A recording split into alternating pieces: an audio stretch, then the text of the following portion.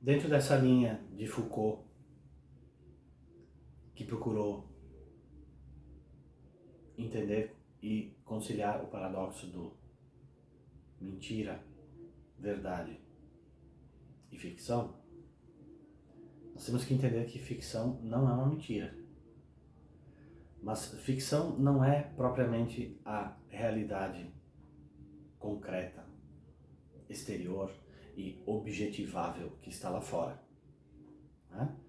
Foucault era um grande questionador dos conceitos de verdade e entendia que os conceitos de verdade, na verdade, eram apenas instrumentos criados pelas pessoas que estavam exercendo poder como um modo e como uma ferramenta de exercício de poder. Esse pensamento rompe completamente com o ideal antigo, medieval e de alguns modernos, né? De que existe uma verdade objetiva, de que existe uma certeza que pode ser sondada e que está lá fora, e que ainda que sejamos limitados para atingi-la plenamente, ela está lá fora, ela é um norte. Mas, entretanto, para Foucault, ela é apenas um exercício de poder. E esse paradoxo da ficção, verdade e mentira, ele está no núcleo de um dos grandes problemas filosóficos que a modernidade enfrentou, que é o próprio psicologismo, né? Porque para o psicologismo é a mente humana que cria a realidade e cada ser humano tem o seu modo de criar a realidade e de que não existe um real lá fora objetivável.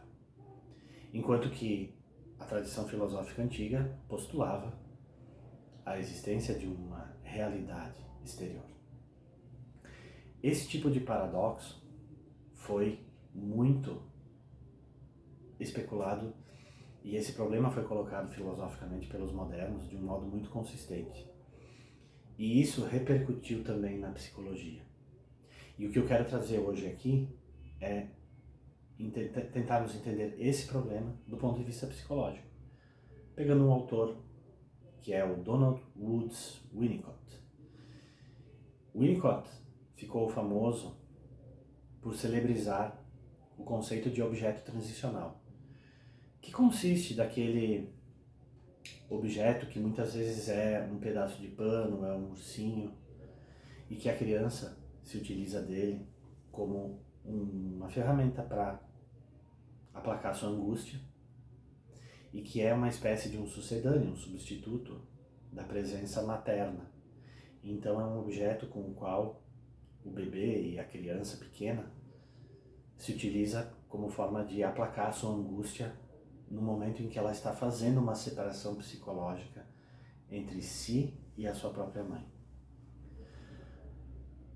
E que esse espaço, então, que está entre o que é subjetivamente percebido e o que é objetivamente observado, Winnicott definiu como espaço transicional, que não é nem a verdade nua e crua que está lá fora, objetivável, e que também não é pura fantasia, puro delírio, pura imaginação de uma mente que criou o mundo, né?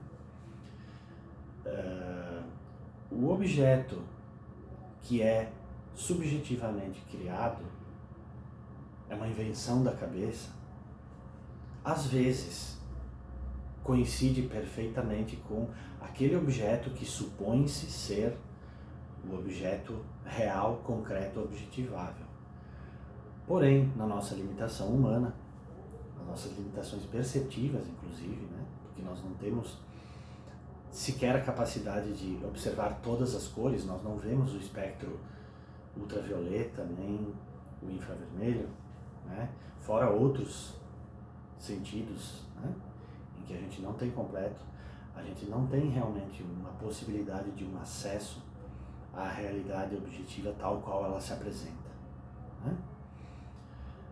Tanto que até em passagens bíblicas, né, observamos que quando Moisés, por exemplo, vai entrar em contato com Deus, ele não pode ter a visão de Deus. E Deus então se manifesta como um arbusto, uma sarça ardente. Né? Então essa visão clara e objetiva não nos é possível, porque nós não somos observadores oniscientes da realidade. Entretanto, também é muito limitante a gente pensar que, já que não existe a possibilidade de ter acesso a uma realidade absoluta, então tudo seja relativo, tudo seja criação da minha mente. Né? E na psicanálise houve uma importante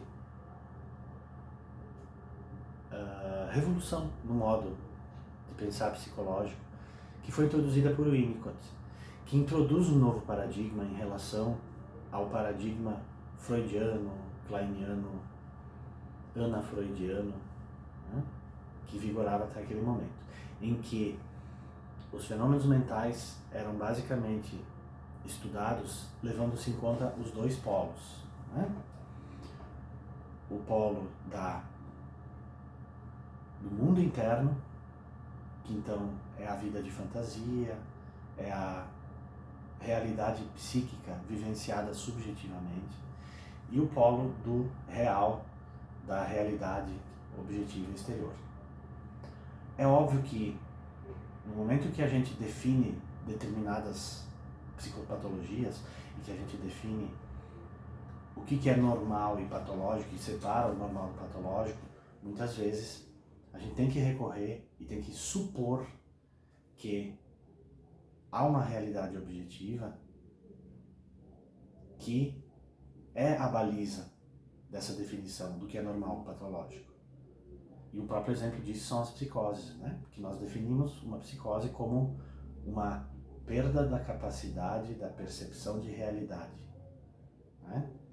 Então o ego não tem a capacidade de observar a realidade objetiva e que então, mediante uma turbulência emocional, ao invés de ele renunciar à pulsão, ele distorce a percepção da realidade.